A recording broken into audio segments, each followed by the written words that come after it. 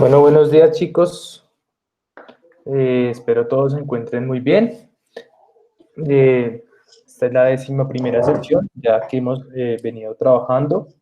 Quería comentarles de forma inicial que como veníamos desde hace 15 días pensando en qué mural o qué diseño mural podíamos empezar a trabajar por partes, entonces pues esta semana decidimos cambiar la idea de este trabajo.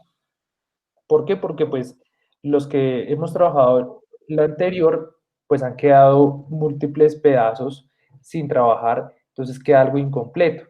Entonces para esto lo que queremos es mejor que trabajemos cada uno con la temática que se quiera realizar un trabajo, ¿sí? Cada uno pues realice un trabajo con la temática, con la técnica que más le guste y trabajarla sobre, pues, sobre un tema específico. En este caso, pues nosotros, al tener pues una cierta obligación desde la organización, no solamente en el marco de un proyecto, sino que siempre ha sido pues uno de nuestros pilotos, que ha sido derechos humanos, trabajo de género y cultura de paz, entonces poderlo trabajar desde cualquiera de estas tres vertientes, ¿sí? Entonces la temática sería cultura de paz, si quieren trabajar género, o si quieren trabajar algo relacionado con la promoción y, y que, promoción y defensa de los derechos humanos.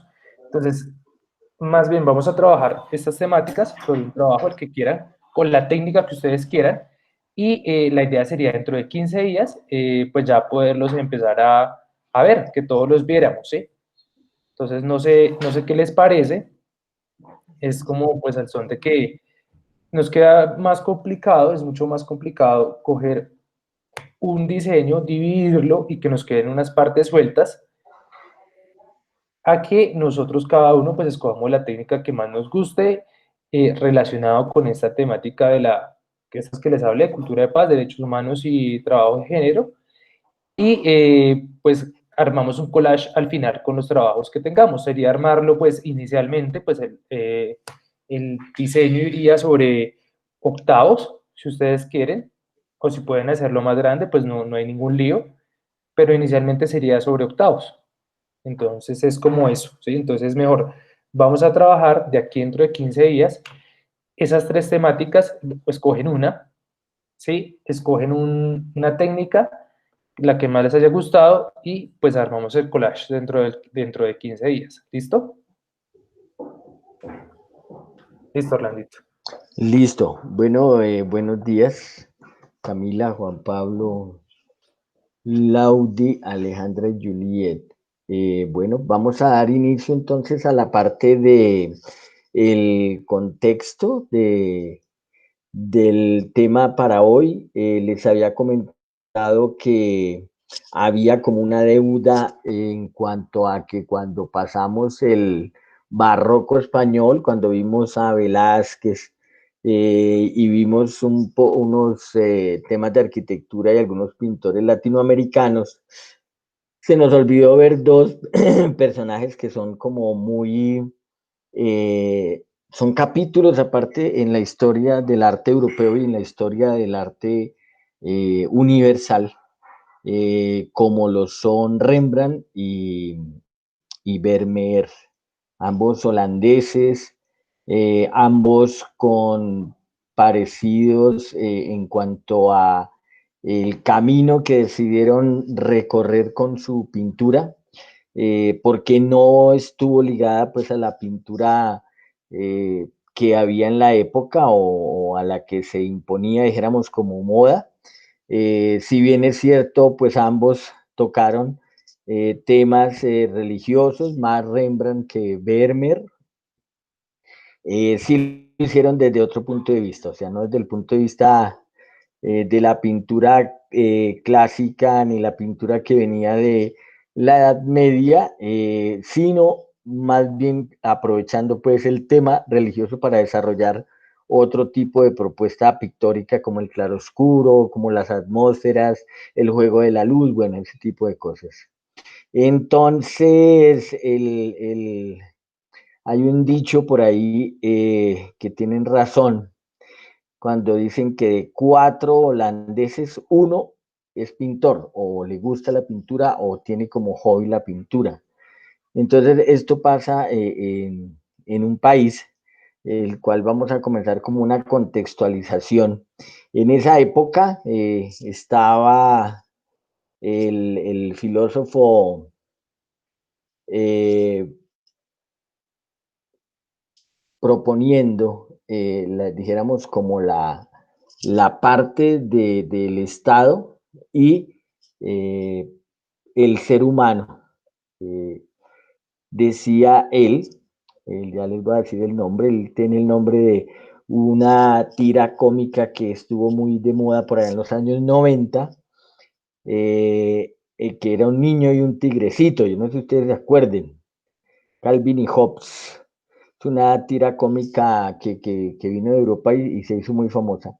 Hobbes es este filósofo que ustedes están viendo arriba.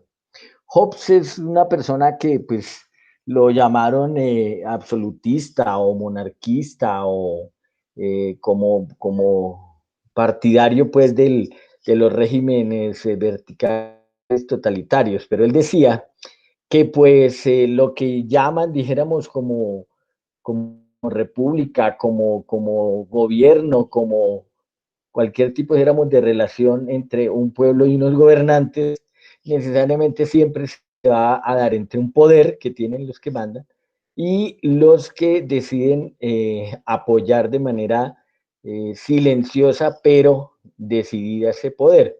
Para ambas partes, dice Hobbes, es provechoso, porque pues el rico se enriquece más y el pobre puede alcanzar sus anhelos que pues por ser menos, eh, dijéramos, grandes y tener menos envergadura que los anhelos del rico, pues los va a conseguir y va a ser feliz. Entonces, dice Hobbes que el absolutismo monárquico, aunque no, cuando no se hace a nombre de Dios, es bueno porque pues igual cada parte recibe lo que necesita.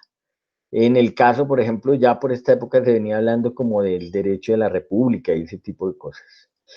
He traído a colación lo de la historieta porque mire cómo uno o una persona que tenga interés en la parte gráfica puede conectarse con el pasado y plantear cosas que son bien interesantes. Calvin viene de la persona que está aquí abajo, que es Calvino, el protestante que en el siglo XVI llevó a cabo, dijéramos, como la división de Europa, eh, planteando unas doctrinas que eran protestantes, que iban en contra de Roma, ya lo habíamos dicho.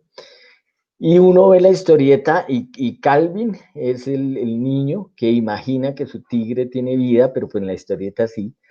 Y Hobbes es un tigre que es bastante irónico, bastante frío, bastante mordaz, como corresponde, dijéramos, al papel, dijéramos, del filósofo. Mientras que Calvin era muy moralista y criticaba todo el tiempo la trampa que le hacía el tigre en los juegos imaginarios que tenía. Entonces, mire que acá hay un dato que es importante porque podemos nosotros conectar fácilmente un pasado y un tema tan denso como la historia, como la filosofía, como la religión misma, por medio de una pieza gráfica que en este caso sería esa historieta. Eh, Calvino, pues entonces, junto con otros pensadores, dijéramos, integró lo que es hoy el bloque de los Países Bajos, lo que se llama comúnmente Holanda, pero pues no es Holanda, hace parte de esos Países Bajos, pero no en la totalidad, lo que es Bélgica, lo que es Noruega, la parte norte de Europa. Entonces, ¿cuál fue la diferencia grande? Y esto para explicar un poquitico la influencia que este pensamiento tendría en los dos pintores que vamos a ver. Para Roma, para la Iglesia Católica, siempre ha habido como una teoría en la cual las personas somos buenos en esta vida, somos sacrificados, tenemos bastantes problemas, pero esos problemas los tenemos como una reserva, pues si nuestra bondad es extrema y sufrimos mucho, vamos a ser recompensados por eso. Esa es más o menos como la teoría católica. El caso de los protestantes fue diferente porque se plantearon un tipo de religión donde era cristiana, o sea, estaba Jesús, se leía la Biblia, pero en este caso, este Dios no premiaba el sufrimiento, sino el trabajo. Entonces, estos países del norte de Europa se han dijéramos, destacado por el amor al trabajo, la obligatoriedad y la voluntad de trabajar como el mejor premio y la mejor ofrecimiento que se le puede hacer a su Dios es el trabajo. De ahí a que hoy tengan economías fuertes, Suiza, Bélgica, eh, eh, Suecia, la misma Holanda. Entonces, estos países no tenían en su plaza central una catedral ni una iglesia, como estamos viendo en la parte de la arquitectura, sino un ayuntamiento. Entonces, en el protestantismo no hay ni obispos, no hay ni... Ah, sí podemos bajar un poquitico, Nicolásito, la imagen, gracias. No hay ni papas, ni obispos, ni cardenales, o sea, no hay una jerarquía. Hay una persona que es el predicador como tal, que es una persona de la comunidad, que está casado, que tiene su familia, pero pues ofrece el servicio de interpretar o hacer un oficio dominical en donde se convierte ese edificio del ayuntamiento en un lugar de reunión, o sea, no es una iglesia como tal. Entonces, ante todo estaba el trabajo. Criticaron fuertemente el que el papado se haya aliado con múltiples terratenientes, que el papado hubiera tenido propiedades, que la gente mantuviera una jerarquía de cardenales, de obispos, de gente que era inoficiosa, pues, que a su vez estaba muy corrupta porque estaba al mando de el poder de los feudales y se desunieron y se desunieron para poder comenzar una reinterpretación de la Biblia. Estos países se han destacado, ahorita que estábamos hablando de fútbol con Nicolás, hasta en eso hay diferencias. Aquí a la derecha, por ejemplo, vemos una imagen de una quema de unos íconos. Eso se llama iconoclastia. Los iconoclastas son personas que no creen en las imágenes y en el caso de los protestantes esa era una de las máximas. No vamos a tener un lugar lleno de santos, no sé qué, ni vírgenes, ni personas a quien dar, ni limosna, ni orar, sino vamos a tener un lugar donde hablar de Dios, no más. Entonces aquí se ve en una pintura de la época cómo bajan de la iglesia las figuras y las queman. Esa es una de las premisas del protestantismo. No hay figuras para adorar. Esto que digo del fútbol es porque, mire que Holanda en el año 1974 fue campeón mundial contra Argentina y se llamaron la naranja mecánica, o sea, Holanda es un país relativamente pequeño, pero tiene símbolos muy importantes, entonces, por ejemplo, el fútbol, son muy buenos futbolistas. El tulipán, que es la flor que vemos acá, es la flor nacional de Holanda, tal vez por eso corresponde el uniforme naranjado, aunque hay tulipanes de todos los colores. Pero entonces, con el partido de ayer del Barcelona con el Bayern, uno lo que entiende es que los latinos y hispanos, incluido de España, jugamos para agradar a un público que quiere ver humillado al contrincante. O sea, nosotros, como se dice de manera muy coloquial, somos muy parqueros, muy micreros, ¿no? Entonces nos gusta el fútbol del túnel, de la bicicleta, de la chalaca, de la jugada que deje al otro desconcertado. Los equipos del norte de Europa juegan en equipo, no para humillar a nadie, sino para conseguir un resultado, que es el gol. Y eso se vio ayer en el partido del Bayern contra el Barcelona. Nosotros estamos acostumbrados a lo contrario, nosotros decimos no importa que mi equipo pierda con tal de que le haya hecho tantos túneles y haya humillado con una jugada a los equipos, a los jugadores del equipo contrario. Son dos miradas y que obedecen a una cultura profunda. Entonces uno ve que en estos países hay un Producto Interno Bruto o un valor per cápita muy alto. La verdad está por encima de todo. Hace como unos 2 años, un primer ministro, creo que de Noruega, descubrieron que en su trabajo de grado había puesto unos textos de otra persona y no había dado créditos. Eso le costó el puesto al primer ministro, tuvo que renunciar. O sea, el nivel de honestidad es muy alto en estos países. Aquí hubo un alcalde que tuvo un diploma chimbo, o sea, un diploma falso, y a pesar de que toda la comunidad académica de la universidad que dijo haber salido y obtener ese título, lo llamó y le dijo, oiga, tenga vergüenza, por lo menos niegue la cosa. No, aquí no pasó nada. Entonces, diremos como la diferencia que sí tiene que ver con los pintores que vamos a ver, porque son como valores de honestidad y de eh, responsabilidad frente a la vida que son muy diferentes a los que de pronto tenemos nosotros. No con eso estoy diciendo que una cultura es mejor que otra, estoy diciendo que es diferente.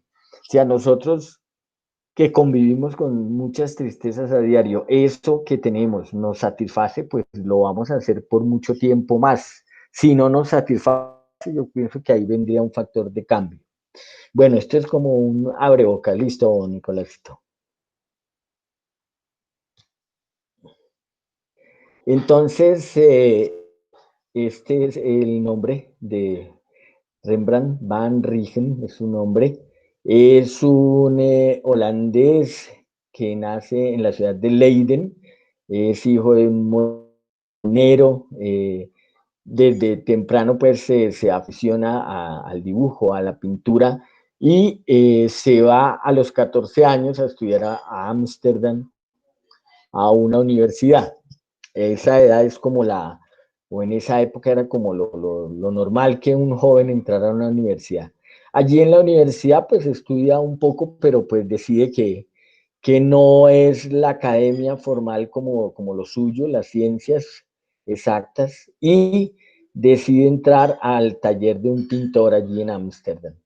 Ese pintor le daría como las primeras lecciones que el joven Rembrandt aprendió en cuanto al modelado, en cuanto a la comprensión del claroscuro, la comprensión de las atmósferas, los planos, y se independiza rápido de este primer taller y a los 17 años abre su primera escuela, o sea, pues el hombre se tenía como su confianza. Estos tres retratos que estamos viendo son propios, son autorretratos. Al principio, cuando se descubrió el trabajo de Rembrandt, pues hubo un furor en el siglo XIX, en el siglo XX, y se calculaban más o menos como unos 2000 cuadros de Rembrandt. Y poco a poco se fue descubriendo que muchos fueron del taller de Rembrandt, pero no eran propiamente de él, que era lo que pasaba en esta época de él. Desde el Renacimiento se tenía esa costumbre, que el maestro abría su atelier o su taller, tenía a sus estudiantes, él les daba elementos para su técnica, ellos la realizaban, y si la obra quedaba muy, muy, muy bien, él la firmaba como si fuera de él, y eso era un orgullo pues para el aprendiz, y quedaba una obra como del taller, pero otras eran las obras que realizaba el maestro. Estos tres autorretratos sí son de él, de la... Ah, bueno, finalmente se ha logrado establecer que obras de Rembrandt son alrededor de unas 350, fuera de las que se perdieron. La vida de Rembrandt fue muy truculenta, tuvo momentos, dijéramos, de prosperidad y momentos de mucha pobreza. Esta es otra cosa que los une a los dos pintores. Tanto Vermeer como Rembrandt terminaron mal, terminaron quebrados. Juan David, buenos días. Terminaron en la ruina. Rembrandt porque era amante, dijéramos, de la buena vida y tenía como unos gustos muy exóticos, y en el caso de Vermeer porque se concentró tanto, dijéramos, en su pasión, que se volvió como una situación de placer personal, pero no rentable, porque se demoraba mucho en los cuadros. Ya vamos a ver un poco la técnica y me entenderán a qué me refiero. Entonces, a un caso chistoso es de un cuadro que estaba en el Museo de Louvre en París, que se llamaba El Caballero del Casco Dorado, que se creía que era de Rembrandt y era uno de los cuadros más visitados, y la gente pues veía con mucha devoción y con mucha admiración este cuadro. Un grupo de científicos y de críticos de arte estableció que El Caballero del Casco Dorado no era de Rembrandt, y pues cayó en desgracia, nadie lo miró tanto que el museo lo quitó de ahí y pues está en un depósito, ¿no? Se sabe que es de la escuela de Rembrandt, pero no es de él, y eso le quitó pues valor. Entonces estos autorretratos, de los 350 más o menos trabajos que se conocen de Rembrandt, 100 son autorretratos. No, no es porque Rembrandt sea un egoísta ni un idólatra de sí mismo, sino que él constantemente estaba pintando. O sea, Rembrandt cuenta la historia y hay una foto, una obra de él que puede dar cuenta de eso. A lo último tenía un problema articular gravísimo en las manos, ya no podía sostener los pinceles y le pedía el favor a sus colaboradores que le amarraran los pinceles con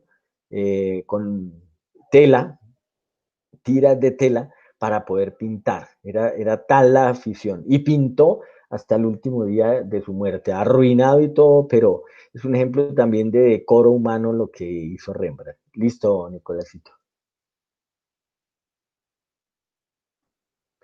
Bueno, estando ya en Ámsterdam, comienza a tomar, o en un momento tomó algunas cosas del romanticismo. Entonces, acordémonos de lo que veíamos la vez pasada, el cuadro de Fragonard, del columpio, de la chica esta que tira el zapato al aire, y los arbustos y toda esa vegetación exuberante en este cuadro, y adicionalmente este cuadro tiene que ver más bien con una pasaje, digamos, como de la mitología griega. Es el robo de una de las hijas de los dioses, pero tiene como un ambiente diferente. Rembrandt era muy admirador de todo lo que era la Biblia.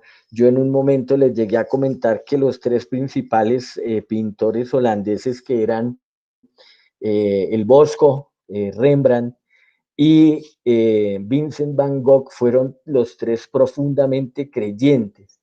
La creencia de Rembrandt tenía que ver con coleccionar todo tipo de prendas y de vasijas y objetos, ornamentos de la época de Jesús. Entonces, en esa época había un comercio grande de personas que iban a Tierra Santa o que iban a Jerusalén o a Oriente y traían una cantidad de cosas, y él llenó su casa.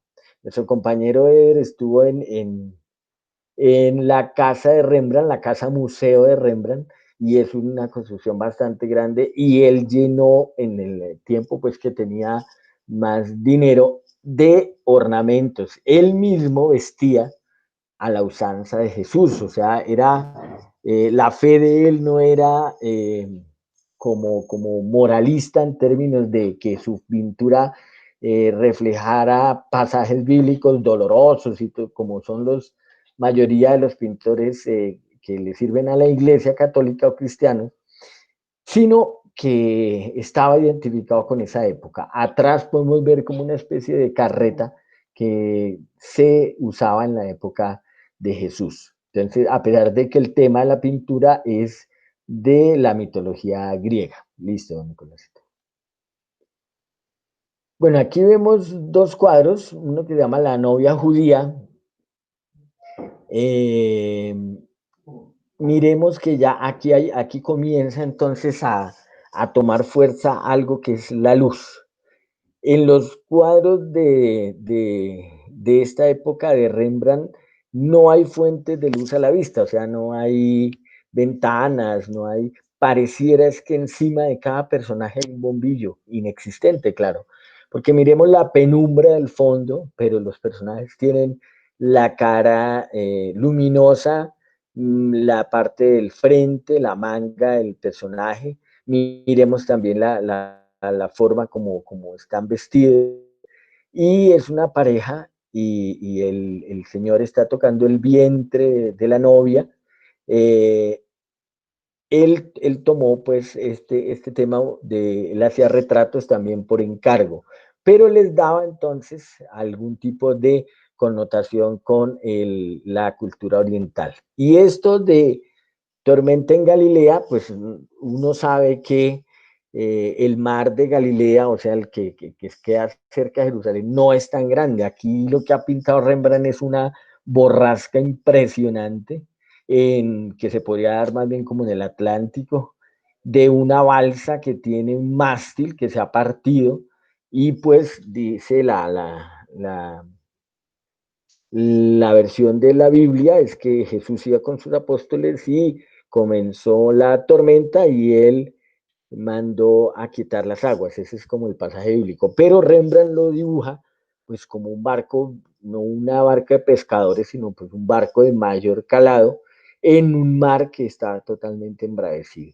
Pero miremos un poco el trabajo de la luz aquí también, ¿no? Por un lado, a pesar de que las nubes están del otro, entra algo parecido como el sol casi. Y aquí comienza entonces a trabajar ese estilo de Rembrandt de la luz y la sombra, el claroscuro que hizo famosas sus obras. Listo, Nicolásito. Bueno, Rembrandt entonces bueno, logra ser famoso con su taller, se le matricula mucha gente en su taller y da sus clases y todo, y logra llamar la atención de algunos merchantes o marchantes, vendedores de arte de Holanda, porque desde esa época Holanda se ha distinguido por eso, por el amor al arte y el comercio fuerte que hay, y logra conocer una familiar de uno de estos marchantes, de nombre Saskia. Saskia va a ser su primera esposa, con la que va a tener una relación que acaba prematuramente porque pues ella fallece 10 años, 12 años después de que se casan, pero es el momento de mayor plenitud de Rembrandt porque Saskia pues tiene mucho dinero, en ese tiempo la dote o dijéramos, la parte de la herencia la podría dar la mujer o lo podría dar el hombre, y en este caso Saskia era la que era la del billete, entonces patrocinó absolutamente como todas las necesidades y una de esas necesidades fue tener un taller mucho más grande, tener muchos más modelos y esto le facilitó hacer obras como esto. Esto se llama la clase de medicina del doctor Tulp y da cuenta también de un momento histórico en la ciencia y es que en el sur, o sea, en los países del sur de Europa, aún no se permitía la disección de cadáveres. En la parte norte, sí. Entonces este profe de anatomía humana está diseccionando un brazo del cadáver y los estudiantes de bastante avanzaditos en edad están, dijéramos, mirando la clase. Esta obra fue una de las primeras que consagró, dijéramos, el trabajo de Rembrandt porque le valió como bastantes encargos. Entonces, fijémonos que está alejado del tema religioso, la gente está vestida al estilo del siglo XVII, son estudiantes, el profe es una persona con un gesto, dijéramos, académico, no hay nada religioso, entonces esta obra es, dijéramos, la primera que consagra a Rembrandt como un gran pintor y de ahí vendrían como muchos encargos y buen trabajo. Listo, Nicolásito. Teniendo pues ese, bueno, Rembrandt y la mayoría de los pintores famosos suelen ser identificados como maniáticos porque pintan para descansar y descansan para pintar. Rembrandt era uno de esos. Esa frase que les digo es de un maestro mío de la universidad que decía, descansen para pintar y pinten para descansar.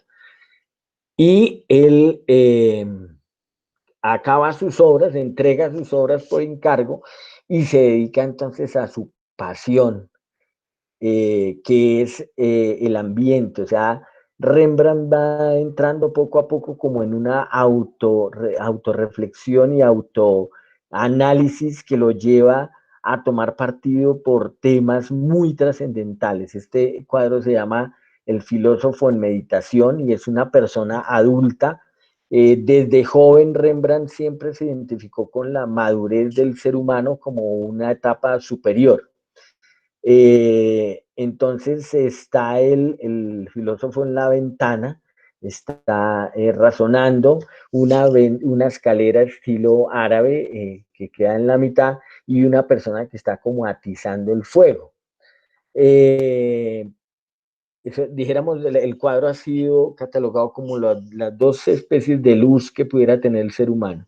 Una luz menor, que es el fuego que uno avive, y la cercanía a una gran luz. Pero pues igual también con esto jugó mucho al claroscuro y que poco a poco lo fue acercando a otro de los fenómenos pictóricos que lo hizo consagrar como uno de los mejores pintores de la historia universal, que fueron las atmósferas. Pareciera que en los cuadros de Rembrandt hay tierra, hay polvo, hay como una especie de partículas en el aire que difumina o hace difícil ver el rostro con detalles. Pareciera eso. Y pues uno dice, no, pues hay fuego, debe ser el humo del fuego. Listo, Nicolásito. Aquí vemos otro ejemplo. Entonces, el filósofo con un libro abierto se llama esta propuesta. Y aquí volvemos a ver entonces arquitectura oriental, una escalera también estilo oriental, una persona ya de edad y el conocimiento sobre todo. Esto también tiene que ver porque Rembrandt fue una persona, hijo de un molinero, pero con muy buena educación. O sea, el trabajo de la molienda o la molinería en esa época era muy importante porque sin un molino pues no podía haber harina y la gente no podía preparar el trigo o otros cereales crudos, sino tenía que hacer harina o fécula para poder consumirla. Entonces era un trabajo que dejaba muy buen dinero.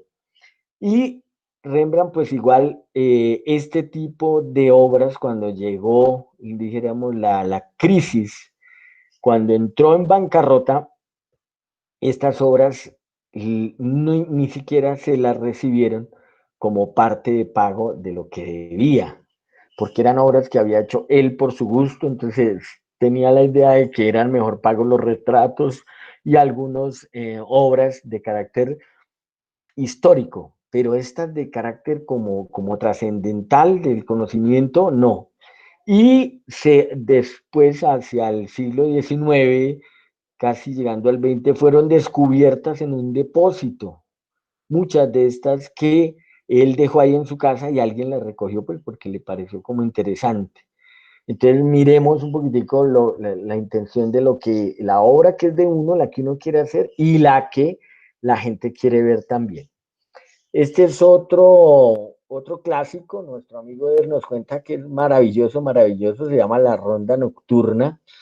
Es como un encargo donde hay un capitán holandés, aquí en esto que yo les decía de la moral o de el acumulado de honestidad de estos países, también habría algo que cuestionar, y es que por esta época Holanda, Inglaterra, eh, Bélgica, tuvieron marinas paramilitares, o sea, grupos de marineros que servían a la corona, pero no llevaban la insignia de las coronas de estos países, sino de la piratería. O sea, cuando uno ve, por ejemplo, Piratas del Caribe, lo que está viendo acá con todas las aventuras que le pasan a Jack Sparrow, es uno de los mayores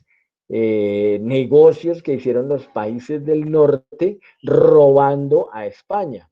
Y como dice el cuento, ladrón que roba ladrón, supuestamente tiene Corsarios. eso, los corsarios de Juanito, así se llaman. Y estos eran uno de estos que llegaban a los puertos de Ámsterdam y de otros puertos de Holanda, llevando el botín de lo que habían robado los españoles en el Caribe. Entonces también hay mucho que tiene que ver con el ilícito que cometían para que hoy sean países muy fuertes económicamente, ¿no?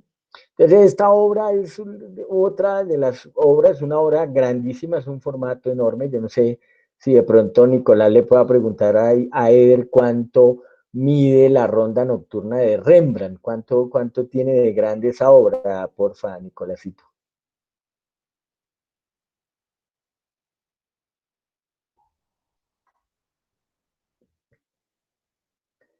Bueno, mientras nos da la respuesta Nicolás, la conspiración de Julius, este es Volverle a un... decir que me decía, qué pena, es que estoy acá. Ah, no, que porfa le preguntara a Eder que cuánto mide la obra de la ronda nocturna de Rembrandt, como él estuvo allá en el museo. La hora. La obra, eso es gigante. Eso de alto tiene unos 4 metros y de ancho tiene unos 8.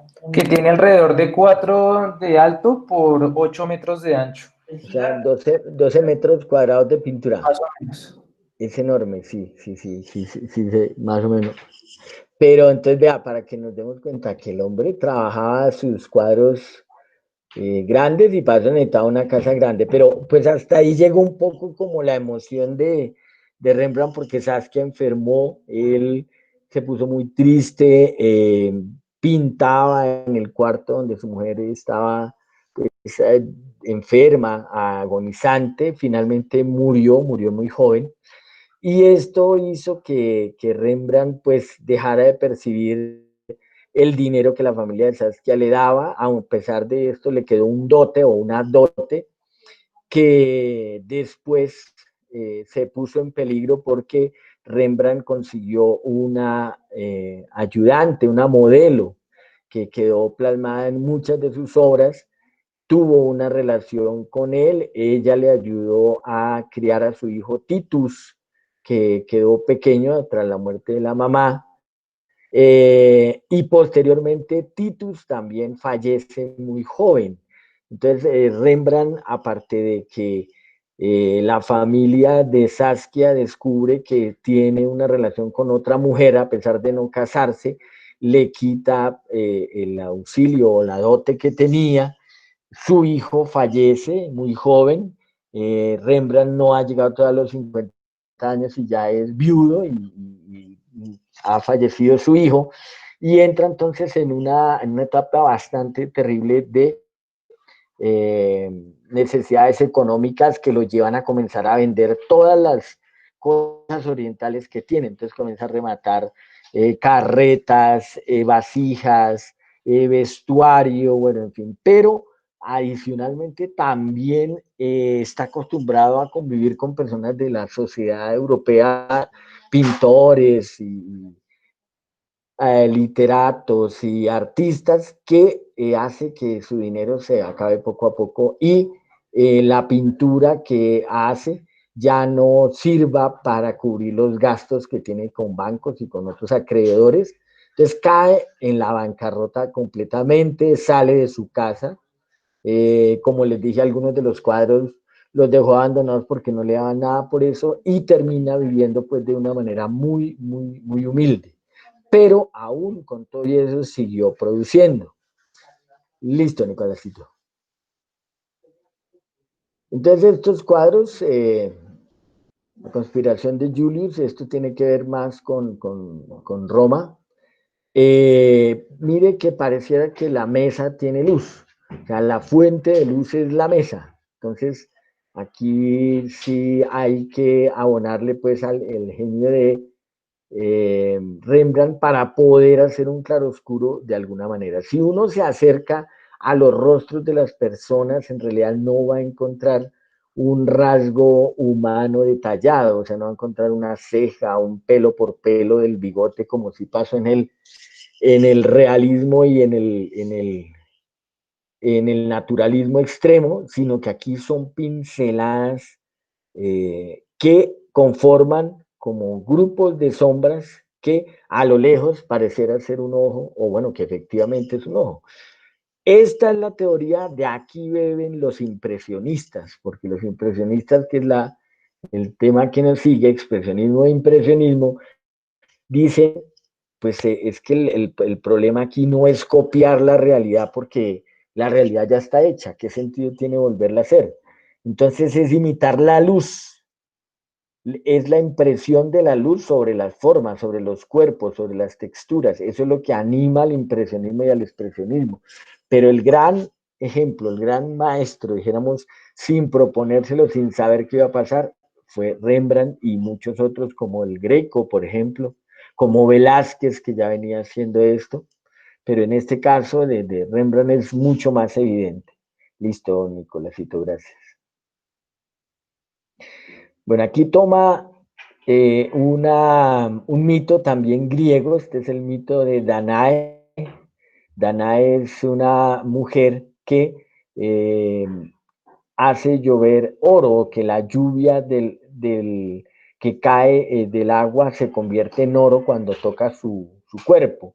Y hay un rostro de una persona que está a la entrada, dijéramos, como de el habitáculo de Danae, que es muy oriental, o sea, observemos la pata de la cama, de la parte de arriba de la cabecera, más los textiles que hay alrededor, eso se parece más a una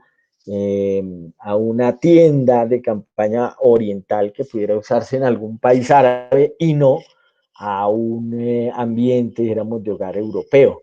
Entonces la persona se está asomando a la puerta de la tienda y allá está la lluvia en el fondo. Este cuadro también fue muy famoso, o es un cuadro muy famoso de Rembrandt. Listo, Nicolásito.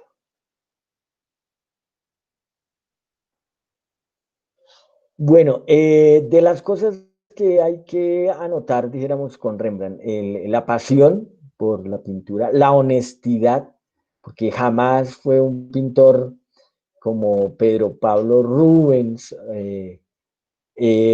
o como algunos otros que se dedicaron como a pintar el lujo, a pintar los reyes, a pintar, no sé, al servicio de las monarquías en exceso, sino sobre todo la naturaleza humana. La pintura de Rembrandt es tomada como una pintura analítica de lo que es el ser humano. Hasta el último momento él se pintó, y se pintó en su calamidad, en su pobreza, en su decrepitud, en el avance de sus años. Nunca se pintó pues heroico, con sus pinceles, eh, con su herramienta de trabajo y utilizando sus propias técnicas, o sea, la luz, el claroscuro en su cara, el resto difuminado su cuerpo. A Rembrandt entonces pues le debemos un poquitico como ese sentido, digamos, religioso, pero no religioso de fanatismo, sino religioso por la admiración de una cultura, de también servir como puente entre la idea de Europa, del eurocentrismo, y el valor de la cultura oriental, la cultura árabe particularmente. Y este último retrato que tenemos es la última pintura que hizo Rembrandt. Podemos bajar un poquito, Nicolásito, por favor. Este fue el último cuadro. Ese se hizo meses antes de su muerte, ya finalmente terminó casi paralítico, no había pues quien lo socorriera. Y con todo y eso, este cuadro fue pintado, como les decía, con los pinceles amarrados en sus manos, porque ya la enfermedad articular no le permitía flexionar sus dedos ni sus manos, o sea, estaba dibujando casi con el antebrazo, y hizo esto, que es parte de su personalidad, que es como muy transparente, ¿no? Y muy sincera, utilizando la pintura como vehículo de la expresión. Este es entonces el primer personaje de nuestra historia de los dos holandeses. Ahora vamos a seguir y les voy a pedir el favor, me regalen un instante para traer un poquito de agua.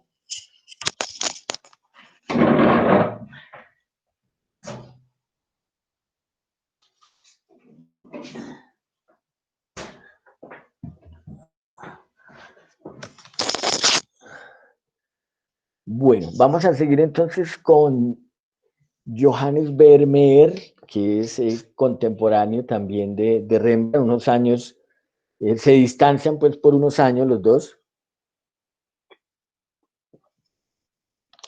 pero es un holandés también, que se dedica a un trabajo pues bastante raro, y digo raro porque pues es algo que no tiene, dijéramos, como muchos clientes, y es el dibujar las costumbres de los hogares, dijéramos, de los holandeses. A Vermeer, por ejemplo, se le debe que conozcamos cómo vivía la gente de clase media y clase baja holandesa del siglo XVII. Entonces era un pintor que tenía el valor de hacer escenas domésticas con personas que no eran tampoco pues ni millonarias, ni eran personas que tuvieran un poder económico o político, pero que pudo casi retratar, o sea, es un pintor que al mismo tiempo hace una crónica de vida. Esta que estamos viendo se llama La joven de la perla y es un retrato como de una niña adolescente, que tiene una luz parecida pues a la que compone un poquitico Rembrandt, pero observemos la textura, dijéramos, del vestido. ¿Cuál es la preocupación de Vermeer? Poder hacer una textura como es la textura, o sea, asimilar el pincel y el óleo a lo que eran los materiales que se usaban en esa época. Entonces esta niña tiene como una especie de casaca, como una saco que es de un material que no es muy flexible, o sea, que forma unos pliegues porque tiene cierta rigidez y como tal lo hace. Y adicionalmente le mezcla al óleo eh, algunos metales, alguna limadura muy fina de metal para lograr brillos. Adicionalmente, Vermeer trabaja con materiales como el lapislázuli, que es bastante caro en esa época. Algunas de sus pinturas tienen también limadura de oro, otras tienen plata, o sea, trabaja con metales, y eso fue lo que ocasionó la ruina de Vermeer. En el caso de Rembrandt, la producción es casi 350 en el caso de Rembrandt. En el caso de Vermeer, se tiene una contabilidad más o menos de unos 35 cuadros, pero hay que tener en cuenta y es que, pues por ser una pintura bastante buena, hay muchas imitaciones y falsificaciones. A la muerte de él había muchas personas que reclamaban tener un cuadro de él y cuando se iba a ver, pues no pertenecía a este pintor que también es un retratista. Listo, Nicolásito. Este es un autorretrato que fueron más bien pocos comparativamente con los que se hizo Rembrandt. Entonces aquí lo vemos joven, es un tipo austero, o sea, no es un tipo de sociedad. Es un pintor que se hace de casi de manera empírica, a pesar de que tuvo pues también una academia donde estudió, pero que desde muy temprano decide como tomar su propio camino. No es muy creyente, o sea, los temas religiosos no son su fuerte, y su paleta es la que posteriormente define Vincent Van Gogh como la preferida. O sea, dice en una de las cartas que le escribe Vincent Van Gogh a Theo, a su hermano, le dice, nuestro compatriota, Vermeer utiliza los colores que a mí me gustan, que son los colores de la naturaleza. ¿Cuáles eran esos colores? Terciarios y cuaternarios. O sea, en esta pintura que vamos a ver de Vermeer no vamos a ver nunca un amarillo como el que hay arriba en el texto, o un azul cian, sí, bueno, en algunos vestidos, ropa sí lo hay, pero no de manera pues muy estridente. No va a haber primarios, va a haber secundarios y terciarios, lo que llamaba Vincent Van Gogh colores perla. Esa fue la misma paleta que utilizó Van Gogh, con otro estilo, con pinceladas, pero en eso sí fue bastante cauto Vermeer en no hacer como una paleta muy subida de color, pues porque Europa no es un continente donde haya luz todo el año, solamente en verano, y porque también quería asemejarse mucho pues a la realidad que veía. Listo, Nicolás. Bueno, este es como un señor visitando pues a una mujer en una casa holandesa de la época.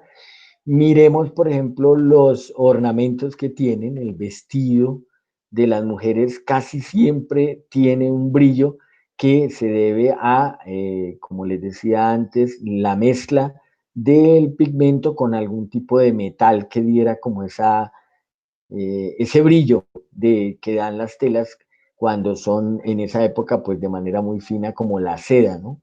Vemos el detalle de la ventana, ¿no? La ventana que no se abre con unas bisagras laterales, sino con dos bisagras al centro y los muebles. También la cuestión del vestido del señor y la pared, que no es una pared lujosa. No sé si ustedes se acuerden de este cuadro que les mostré sobre una pareja de banqueros en la Edad Media que tenían pues un perrito chiquito y ellos tenían un poco de vestidos muy finos y una lámpara. No, aquí sucede lo contrario.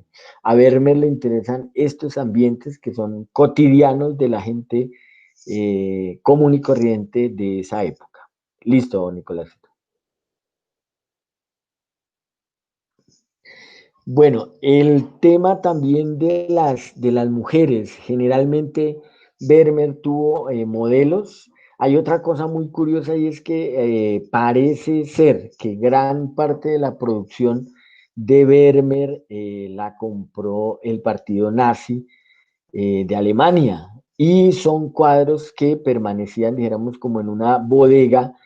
Desaparecieron los nazis o hubo pues la retoma de Europa por parte de los aliados y esos cuadros no se han encontrado todavía.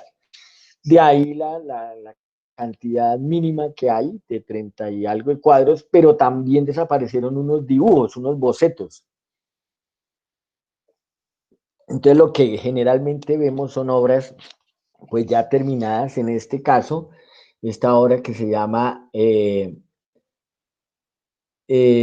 como una mujer que está catando perlas. O sea, el trabajo de esta mujer es mirar la pureza de la perla, pues como todos sabemos, la perla es un recubrimiento de cristal que hace la almeja cuando entra en su organismo una piedrita, un mugre, ¿no? Y lo va recubriendo pues de ese material precioso. Entonces la mujer está, el trabajo de esta mujer es mirar la pureza, tiene otras perlas encima de la mesa y está haciendo eso, catando o está mirando cuál de las perlas está en mejor condición o cuáles.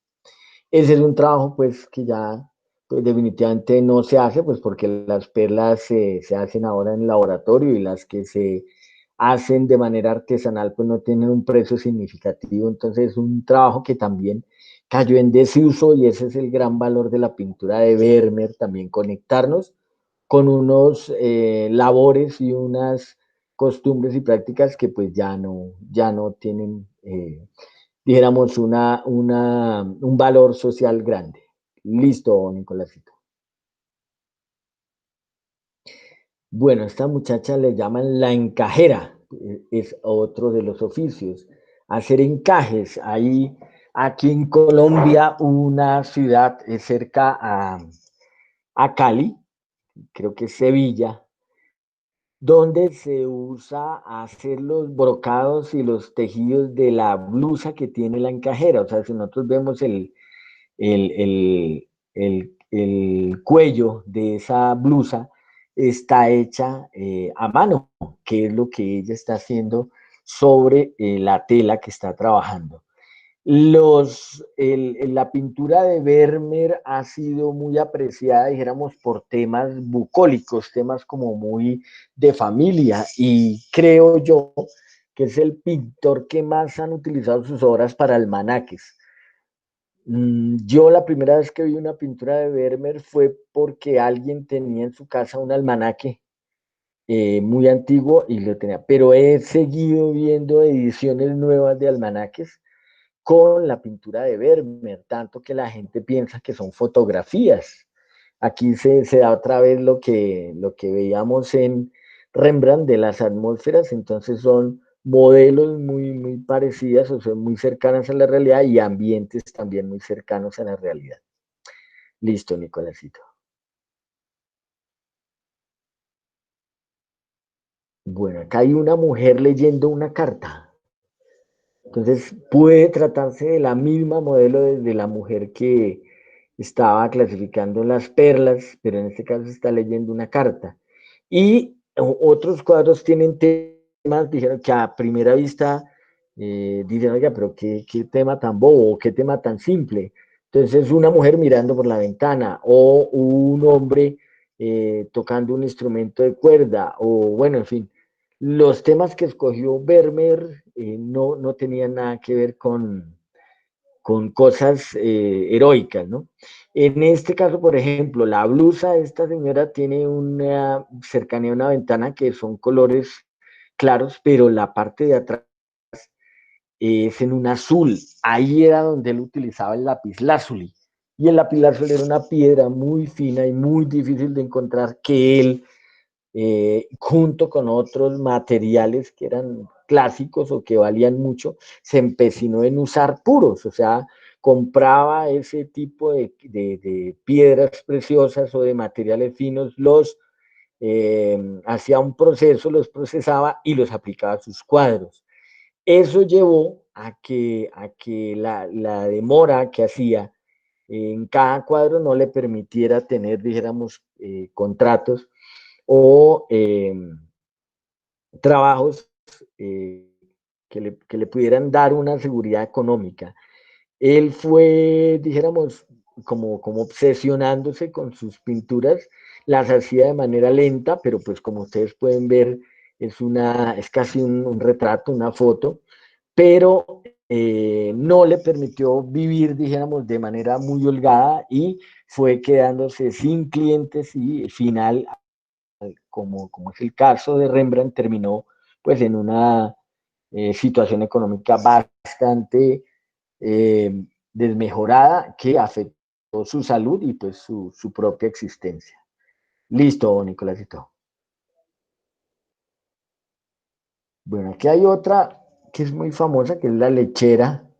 Entonces es como una empleada que está en una cocina, está virtiendo leche y esto nos hace acordar un poquitico como a la vasija del aguador de Velázquez que vimos la vez pasada o vez antepasada, y la textura del pan, o sea, si uno se acerca, si tiene la posibilidad cuando llegue el material de observarlo un poco más de cerca, el pan tiene textura de pan, tiene la miga, tiene el trigo y el germen que tiene otro colorcito del pan integral, lo mismo el canasto. Entonces, la cara de la empleada es una cara típica de mujer europea, robusta, campesina, pero tiene una belleza especial también. Entonces, este cuadro de la lechera tal vez es el más famoso junto con la encajera que tiene Vermeer.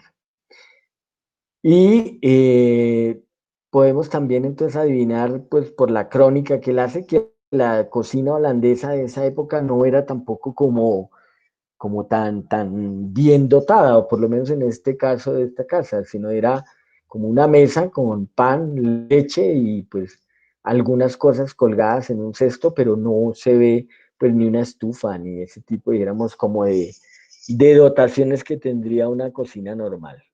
Listo, Nicolásito. Este cuadro es bastante anecdótico porque se llama Mujer visitada por dos hombres o dos hombres visitando una mujer. Entonces el uno está como tratando de ser agradable a la muchacha mira al pintor y se ríe, y el otro está como pensando, ¿no? Como esperando el turno de él o de pronto pensando en la decepción que ya le pasó. La falda de la chica tiene ese brillo y esa textura que yo les decía. El trabajo de Vermeer es tan bueno que logra hacer que los pliegues parezcan de un material diferente a, por ejemplo, la tela que hay en el mantel. Entre otras cosas es el azul que utiliza con el lapislázuli. Y adicionalmente la muchacha tiene una cara como de picardía, ¿no? Como diciéndole al pintor, vea lo que este me está como proponiendo, algo así. Y vuelve a repetirse el tema de la ventana, un cuadro que hay atrás en la penumbra, y la perspectiva de los baldocines en el piso. Entonces es otro cuadro bastante relacionado con el estilo de Vermeer.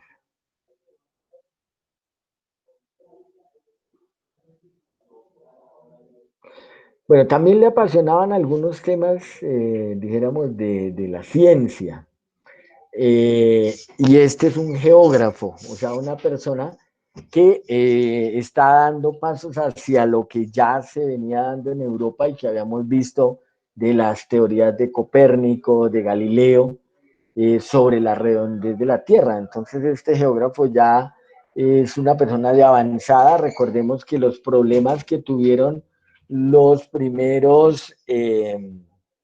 los primeros astrónomos, por así llamarlos, o personas que comprendían el espacio, fue con la Inquisición, pero la Inquisición es una institución de la Iglesia Católica, no de la Iglesia Protestante. Esa fue otra razón por la cual esos países protestantes accedieron más fácil a las ciencias y al arte que los países del sur, pues porque no había ningún tipo, digamos, como de resistencia. Pues a pesar de que se dice que cuando Copérnico emitió la ley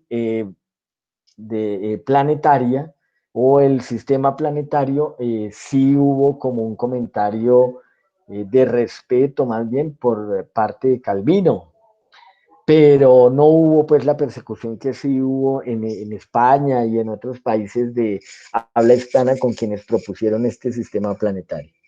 ¿Listo?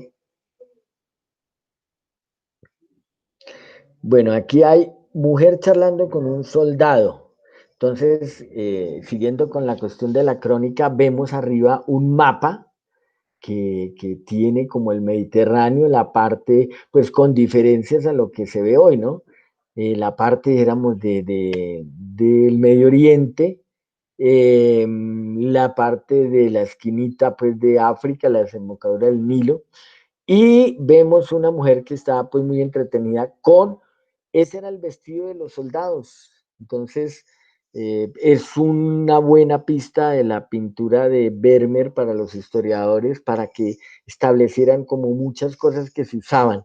Entonces, este era como el uniforme que usaba un soldado holandés en esta época del siglo XVI y XVII.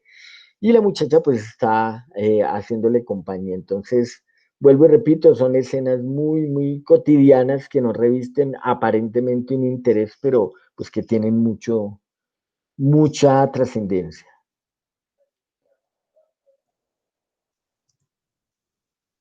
Bueno, para terminar, entonces, este cuadro, que es seguramente un autorretrato de él, se llama El arte de la pintura, y está entonces la modelo, y está el pintor haciendo la parte de arriba del penacho del sombrero, en primer plano una cortina plegada que tiene bastante buen oficio y buena terminación, y está el pintor entonces sentado en un butaco frente al caballete.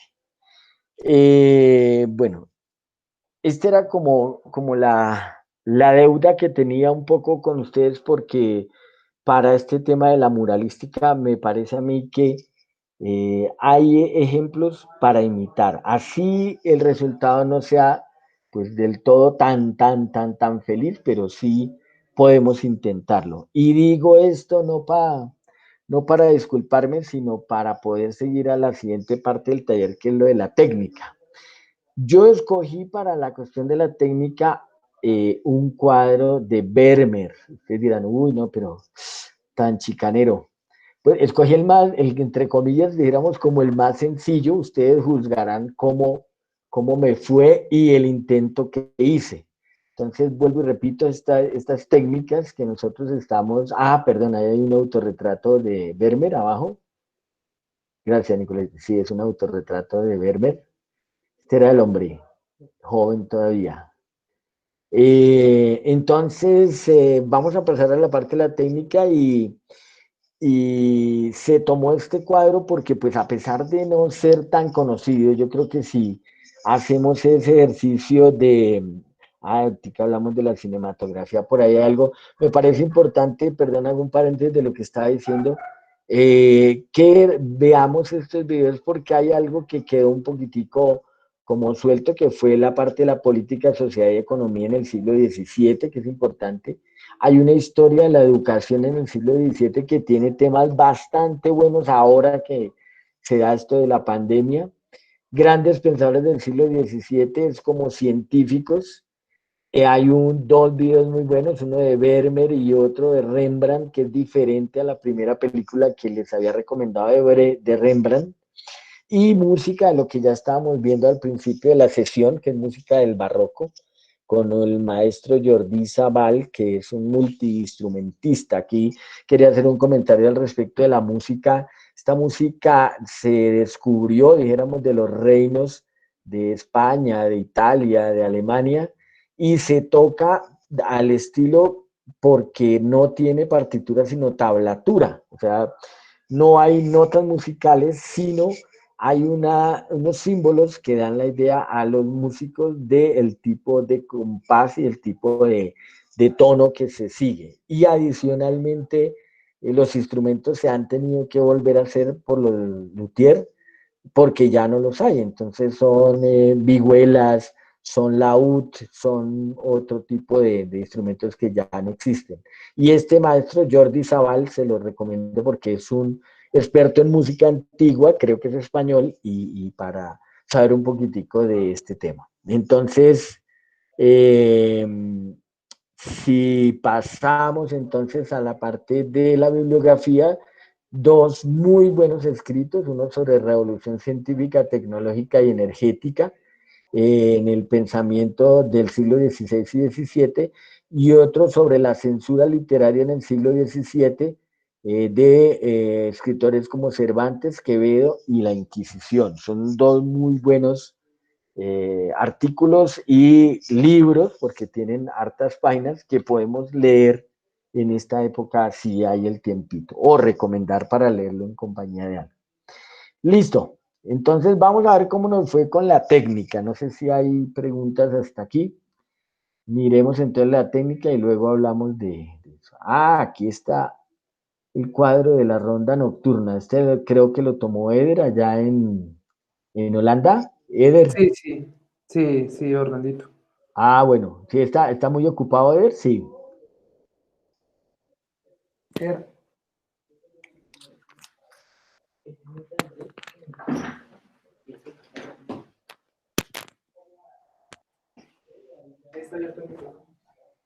Holandito. ¿Está muy ocupado? No, no, estoy en la clase de música. Ah, bueno, oiga, es que yo quisiera que usted nos regalara un comentario acerca de su experiencia en el Museo de Rembrandt, allá en Holanda, o sea, lo que usted vio, qué le impresionó, qué cosa le gustó, qué cosa no le gustó, o sea, como un viaje así a vuelo rápido de su experiencia allá en Holanda. Ahí están viendo ¿El qué? ¿El cuadro? Sí, el de la ronda, sí. El de la ronda nocturna. Pues, ¿qué les cuento? El, el cuadro está en un museo que se llama Museo del Rijks. Ujú. Rijks en neerlandés, que es el idioma de los holandeses, traduce la corona, o sí, Museo de la Corona, Museo del Rey. Entonces esa era la casa donde vivía el rey de Holanda en la Edad Media. Todavía siguen teniendo monarquía eh, en Holanda, entonces todavía siguen teniendo rey, pero ya no viven en esa casa. Entonces, como era un palacio muy grande, muy lujoso, muy bonito, pues todo lo que tenía, que la mayoría era arte, lo volvieron museo. Y en el patio central, digamos, o en el patio más iluminado y más grande de la casa, está ese cuadro que hay en la foto que yo tomé, pues se nota que no está exhibido como tal, como obra de arte, sino como en ese momento lo estaban restaurando. Ah, Porque, pues ahí se nota que, pues que no tiene un marco, sino que sí, está como la tela cosida y cogida a un aparato y todas estas cosas que se ven a este lado abajo, sí. es como una maquinita con la que los restauradores le han estado quitando capas de, Mm, de una de un barniz que ellos le echaban sí, para supuestamente conservarlo, pero después de un tiempo el barniz lo que hacía era dañar el color y pues como tal dañar el cuadro en general. sí, claro. Eh, entonces ahí lo están arreglando, entonces todavía no tiene el color original. Entonces todas estas partes que se ven acá así como aceitosas, secas, es, Sí. es ese barniz que le echaban en la Edad Media a todos los cuadros para protegerlos. Por muchas razones. Primero porque eh, pues en ese tiempo la iluminación en la noche era con antorchas. No, Ujú. no tenían la fortuna que tenemos ahorita nosotros de tener luz. Entonces, donde estaban todas las piezas de arte y bueno, en general todo, pues era muy oscuro y la iluminación que se tenía era con antorchas y pues evidentemente eso genera un hollín, Sí, genera, claro. ¿cómo le decimos eso? Sí, un hollín, que quedaban los cuadros y se empezaban a opacar y a dañar. Entonces ellos le aplicaban como un barniz encima para protegerlos. ¿Qué tengo que decir? Pues primero que ahí en Holanda están dos de los más grandes, o sea, como, sí, como dos de los más grandes artistas holandeses, son Rembrandt y Vermeer, que Ujú. creo que ustedes ya lo estuvieron viendo. En la Casa Museo Rembrandt se ve que pues era un maestro que de alto reconocimiento, digamos el maestro de más reconocimiento de esa época, que es como siglo XVIII más o menos, siglo XVII, y tenía muchos eh, aprendices que le pagaban Ujú. grandes cantidades de dinero para que les enseñara a pintar. Entonces, en el mercado como tal, hay muchos cuadros que todavía no se saben si son de Rembrandt o de sus eh, Aprendices. durante mucho tiempo vendieron cuadros como si hubiesen sido de Rembrandt, pero realmente habían sido de sus aprendices y pues tenían un Mm, costo grandísimo. ¿Qué me sorprendió a mí? El tamaño del cuadro es un óleo sobre tela bastante grande, muy, muy grande, comparado con los otros cuadros a los que está uno acostumbrado a ver de Rembrandt, que son eh, muy pequeñitos, de ujú. menos, bueno, digamos, en general todos eran de medio pliego, el más grande que había visto, hasta media carta, Sí. más o menos en esos tamaños. Y pues acá en la ronda nocturna, pues es un cuadro bastante particular. Lo que contaban allá en el museo era que es que era una representación muy teatral de lo que realmente era una ronda nocturna, pues porque de cierta manera se veía un perro por este lado, acá no se ve bien, Ajá. resaltaba mucho el perro, por ejemplo que había una chica que no se sabía qué estaba haciendo la chica ahí, eh, que iban con un tambor, cuando realmente pues en una ronda nocturna lo que te dirían era que ir a hacer como silencio, entonces era una pose muy teatral y que seguramente él había usado muchos, modelos para poder hacer esa representación que en la vida real pues no pasaba. Sí, Y pues el contraste que hay entre los dos personajes principales, el manejo de la luz, y pues uno que está vestido de negro, que es como el general, el que está al frente de, sí. la ronda, y el que está al lado que está blanco, entonces hay un contraste muy, muy grande. Y bueno, pues la cantidad de detalles que podemos encontrar ahí, las banderas, las escopetas, los instrumentos, hacían mucho énfasis en la chica, acá que está bastante iluminada, entonces casi como digamos, principal en el cuadro, y el perro, que pues lo estaban como rescatando en ese momento porque no se alcanza a ver bien. Pues es un cuadro muy, muy grande, muy bonito, muy, muy chévere. Ese es como sería como mi comentario. Ah, gracias, Ser, muy amable. Después Orlandito, entonces nos entrega lo que nos trajo de Europa, bueno. listo, listo, listo. Cuando nos Una podamos donación ver. para el taller, eso. Listo, hermano, muchas gracias por su aporte, muy valioso, chévere. Bueno, entonces miremos la parte de... Ah, bueno, es que aquí Juan David nos está diciendo, yo tengo esos datos. Juan David, ¿qué datos tiene usted para compartirnos, por favor? No, era lo de caso de Vermeer. Ah, ya, pero nos sirven todavía, si los tiene. Del último que presentaste fue el del pintor en su taller. Sí, Ahí tiene la presentación. sí, aquí, Listo, ve pero del, Aquí está la presentación. donde está el los encabezado clics. verde, que está el señor de peluca, que es el Hobbes, el filósofo. Esa, al último, lo Al último último. ya. Al último.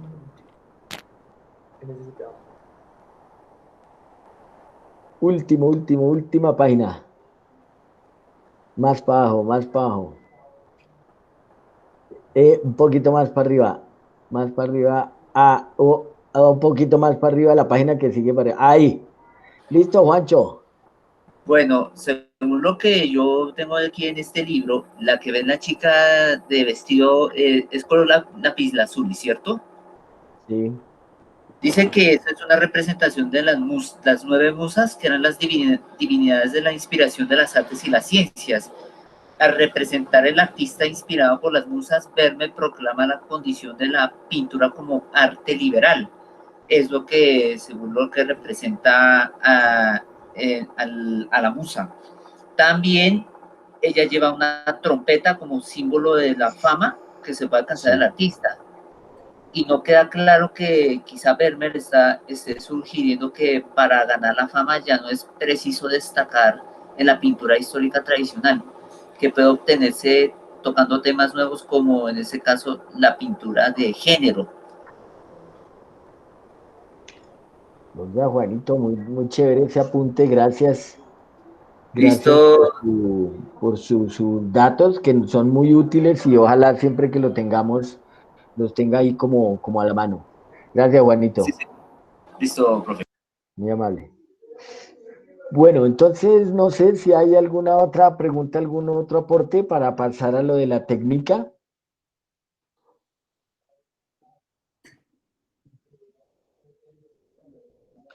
Listo. Listo, Orlandito. Dame un segundo. Creo que el primer video es este, creo, no estoy seguro, pero creo que es este. Usted me confirma.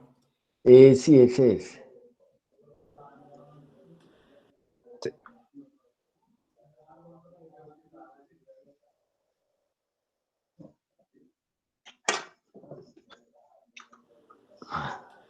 Cordial saludo. En el día de hoy vamos a iniciar una sesión que tiene que ver con la pintura del siglo XVII. Como les había dicho en la anterior ocasión, hay dos artistas que dejamos en el tintero, pero que es necesario rescatar en esta historia de la pintura, que es la misma historia del muralismo. Se trata de Rembrandt y de Vermeer, ambos holandeses, ambos con una técnica de pintura bastante salida pues del tiempo en que hicieron su obra.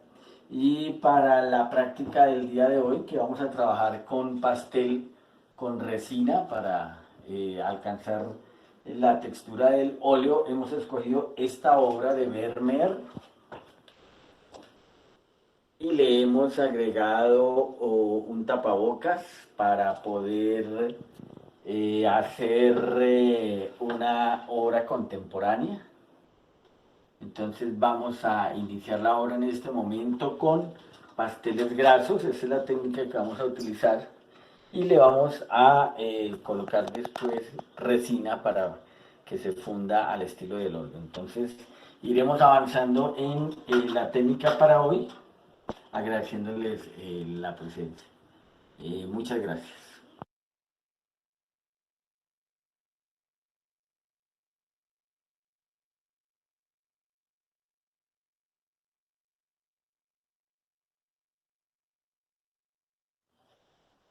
Bueno, ya tenemos en parte solucionado el color de la obra, pues está un poco subido y esperamos que al aplicar la resina baje un poquitico el tono. La idea es que se mezclen entonces el pastel con el químico de la resina y quede un poco más plano. Entonces la idea ahora es echar el fondo es completamente oscuro y pues igual la obra tiene un paso mucho más lento de la luz a la sombra y la idea de aplicar el fondo es que neutralice un poquitico los tonos altos que tiene el dibujo. Entonces vamos a aplicar el fondo y aplicar posteriormente la resina.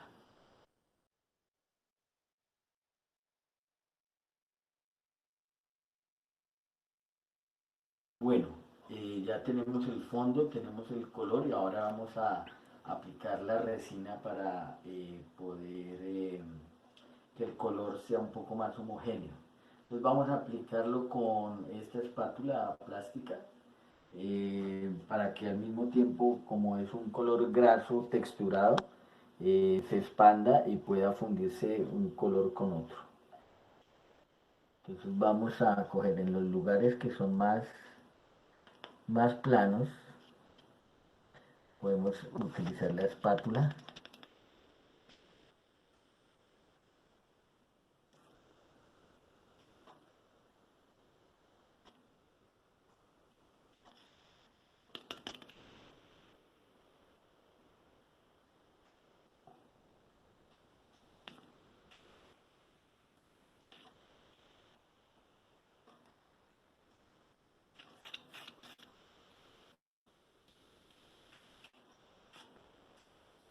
aquí hay que ir de claro a oscuro, tratar de que la resina se expanda más hacia las partes que son oscuras, porque si comenzamos del oscuro al claro, se funde el color más fuerte, más oscuro y no permite que haya el paso de la luz a la sombra.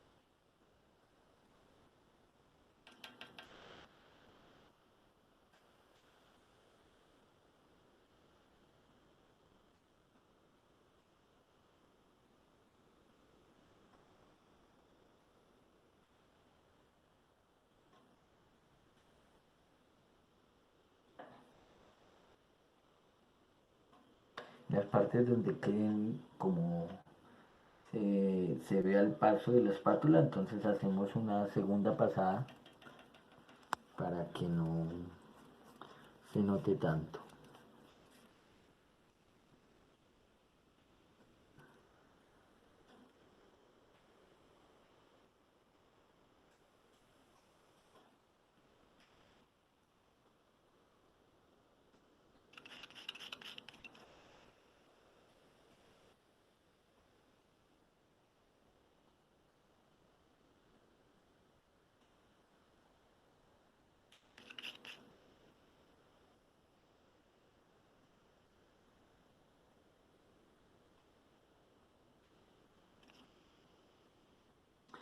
Listo, ya les mostraremos cómo se sigue aplicando la resina.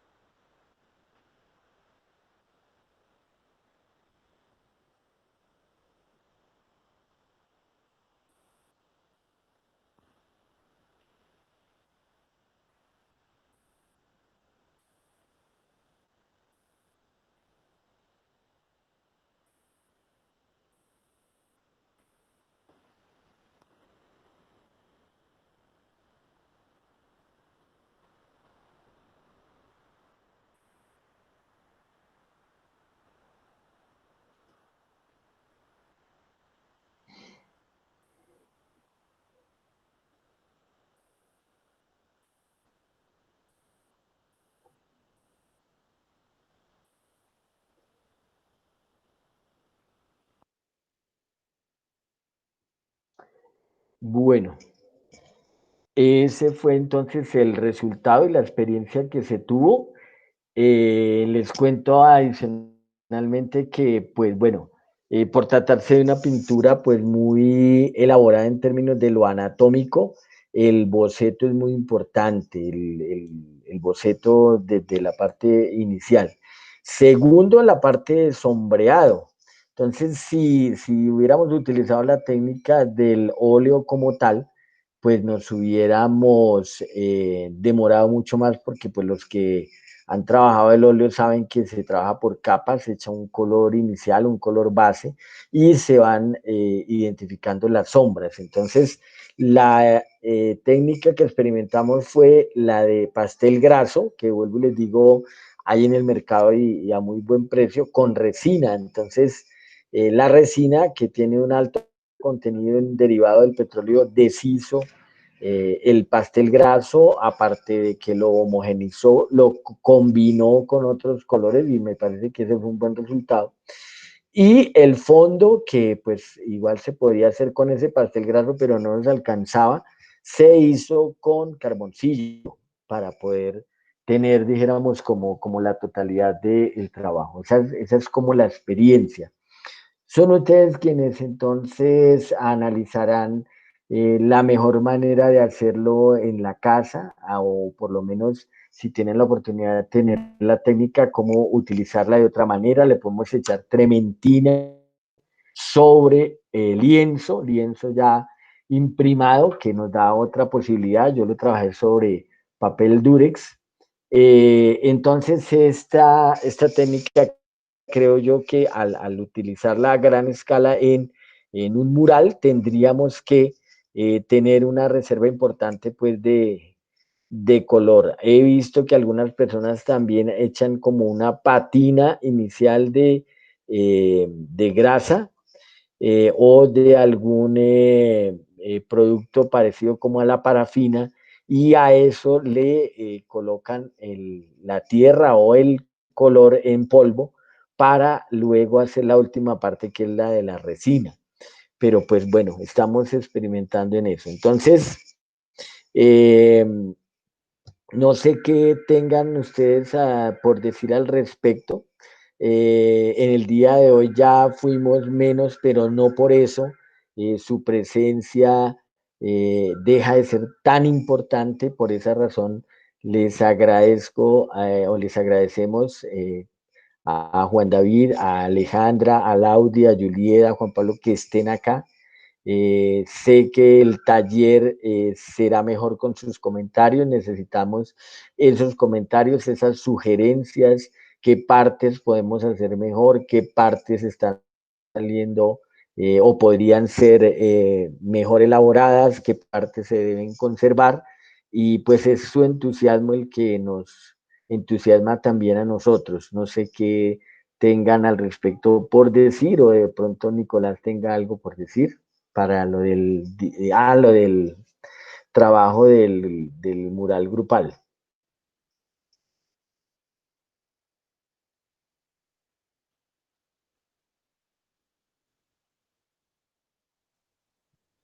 Compañeros, ya para terminar, no se les olvide, pues creo que algunas personas llegaron después, como Juan David, creo. Y entonces no se les olvide el compromiso que quedamos y es, vamos a hacer un trabajo en relación a una de las tres temáticas que dijimos, cultura de paz, promoción y defensa de los derechos humanos o el tema de trabajo de género, ¿sí? Para dentro de 15 días. Es libre, es sobre ese tema, pueden manejar la técnica que más les guste y dentro de 15 días lo revisamos para armar un collage, un cadáver exquisito, bien bacano entre todos, bueno. Listo, Nicolásito. Si hay comentarios, los podemos colocar en el chat, por favor, o de viva voz también. Bienvenidos, bienvenidas. Tengo una duda en la pintura. ¿De qué tipo de resina es? ¿Es gemelos o es solo resina? Yo no sé cómo es eso de la resina exactamente. Bueno, es que hay una resina sintética que se utiliza para cubrir superficies de madera, de porcelana. Esa es para uso de artesanías. Y hay otra resina que es para artistas que sirve para cubrir obras al estilo de la spray. Esa la están vendiendo ahora en un frasquito y es muy concentrada, o sea, ahí toca tener un cuidado máximo con los pinceles porque toca lavarlos con thinner y el thinner es un agente químico que diluye también el pegante con el cual están las cerdas del pincel. Entonces, por esa razón se utilizó esta vez la espátula, pero sí es se pide en la papelería como resina para artistas o laca para artistas, pero no en spray, sino en frasco. Ah, en Así la, frasquito. sí, así la compré yo, sí. Listo. Y espátula, yo tengo por ahí unas de metal. ¿También sirve? Pues mejor que la que yo tengo, Juancho, porque la mía es plástica y yo creo que hasta se derritió con el químico. Entonces mejor que sea metálica. Ah, listo, listo. Eso era así, por lo de los pasteles, a ver, los tengo unos que no lo he usado, pero a ver, me da curiosidad. ¿Y qué tipo de papel se puede pintar? Pues yo utilicé Durex, igual de todas maneras tengo una reserva por ahí de lo que se sobró de los trabajos que estamos haciendo cuando el trabajo era presencial allá en la escuela. Pero se puede trabajar sobre cartón con vinilo o sobre lienzo también, o cartulina. La cartulina da buen resultado también. Ah, listo, ok. Sí, un día de estos me da curiosidad para hacer un ensayo, listo. Listo, profe. Listo, Juanito. Bueno, antes de Ojalá le irnos, haya. quiero compartirles una parte del trabajo de la compañera Juliet Chacón sobre acerca del Jardín de las Delicias. Bueno, que a mí sí lo había visto, pero se me va a pasar ahorita. Qué pena contigo. Este fue el aporte de la compañera Juliet Chacón. No sé si quieras decirnos qué técnicas utilizaste, cómo lo trabajaste.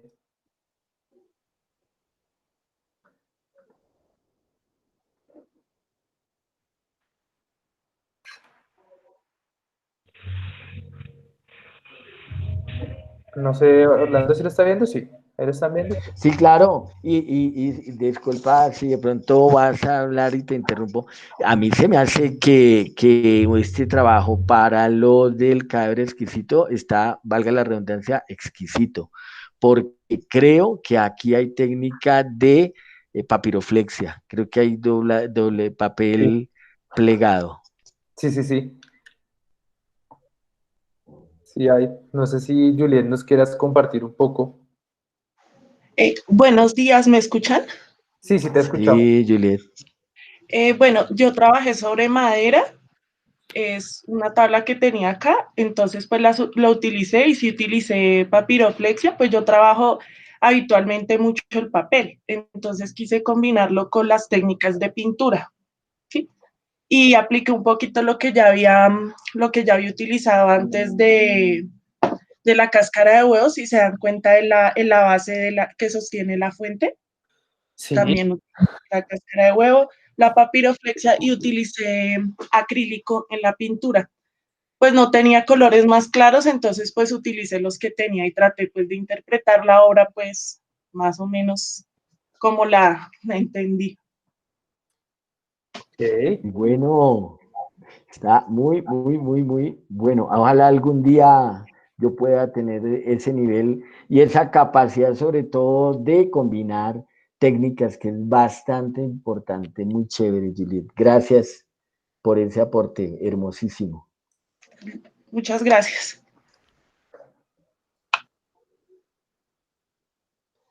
Listo. Bueno, entonces, compañeros y compañeras, vuelvo a reiterar el agradecimiento porque hoy estuvimos poquitos, pero cada uno de ustedes significa mucho para De nosotros. pronto también es por el festivo, aunque no lo crean, pues las La gente asistencias más bajas, sí, en lo que hemos pues evaluado no solamente en este laboratorio, sino en los otros 3 laboratorios que tenemos, es que en los festivos disminuye la asistencia. Es probablemente que también estén saliendo o vayan a visitar a sus papás, los que no viven con ellos, o a los familiares. Pero también sí, pasa en todos los laboratorios, música hoy está exactamente igual. Eso no es también por los festivos. Indudablemente los días festivos se disminuye la asistencia. sí. Pero igual, de todas maneras, gracias por el dato, Nicolásito. Si yo vi en el noticiero que hay gente que prefiere pagar la multa y Sí. irse, tenaz. Muy irresponsable. No, mentiras, cada cual con lo suyo. No, compañeros, un abrazo grande para cada uno. Muchas gracias por estar acá. Gracias, Juan Pablo. Gracias, Juliet. Gracias, Aleja. Gracias, Laudi. Gracias, Juan. Profe, Juliet. Dígame, Juan Pablo. no, muchísimas gracias a ustedes por todo. Y ahorita que estaban hablando de las lacas, estaba buscando un proyectico con el cual estaba trabajando ahorita. Entonces era para ver si alcanzaba a mostrarlo, pues, como para poder. Claro. Claro, Juan Pablo. Listo, entonces, pues, la verdad no encontré pintuco, pero pues esta salió más o menos. Lo que pasa es que, pues, obvio, como tal, la calidad cambia un poco, ¿sí me entiendes? Entonces, pues, si pueden pintuco, yo se los recomendaría mucho, es muy buena. Esta la utilizo para estos leoncitos que estoy pintando ahorita. Ush, dicen qué Entonces, material ahí es, todavía Juan está sin Pablo. laca, porque con laca resaltan esos colores más vivos todavía. Claro. ¿Y qué Entonces, más? se los aplico a esto, laca que brillante. En Sí, algunas artesanías pues les aplico la pátina, pues como para darles envejecido, pero pues en estas no veo la necesidad, que puedo perder como los tonos bien brillantes que quería darle, entonces claro. estas van a quedar sin pátina. Esta es un hincha de Santa Fe que me recomendó que si le podía hacer uno, entonces pues espero le guste a él, pero se me hace que quedó muy cardinal, muy santafereño, por decirlo así. No, a Nicolás y a Eder les encanta el Santa Fe. Ellos Sí, claro. podrían. Ah, con razón, yo sí vi esa sonrisa y yo, no, estoy donde era, mejor dicho, donde es. Entonces yo creo que ellos de pronto le encarguen uno, Juan Pablo, no mentiras, un azul, para ellos azul porque son más conservadores que quién sabe qué. Ah, ¿qué tal? Pero, estos Oiga, cuadritos, por ejemplo, también les he hecho ahí se nota, ¿sí? La laca brillante como tal. sí. Sí. ¿Y qué material tiene debajo, Juan Pablo? ¿Eso es talla en madera o qué es? Esto es maderita, sí, esto es madera y encima pues los acrílicos como tal. Pero muy bacano, muy chévere. En cambio, Y en cambio acá está la laca mate, sí, es que con la luz no crea ningún inconveniente como tal.